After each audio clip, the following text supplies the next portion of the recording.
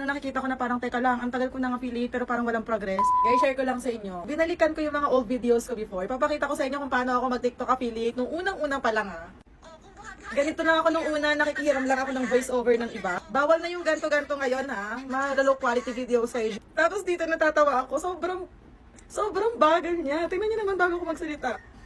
Oh, di ba? Sobrang ganda niya, wala siyang ragdag feeling.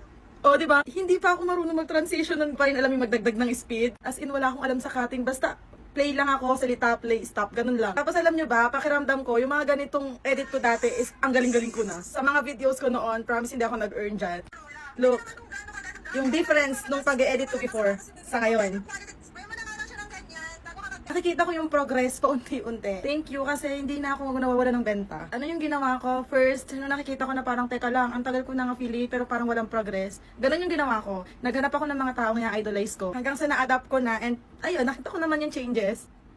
Kilala niyo siguro kung sino yung mga ganyan magbenta kasi ina-idolize ko rin talaga si Pink Roa. Sobrang galing na galing talaga ako kay Miss Pink. Ano yun, parang kada deliver niya ng salita, stop talaga ako, na-starstruck talaga ako sa mga videos niya hanggang sa hindi ko na malayo natatapos ko. Yun, parang ngayon nare-realize ko na talagang mabagal yung progress pero at least, 'di ba, may changes. Ayun naman yung importante sa lahat, 'di ba? So yun lang, napashare lang ako ngayon.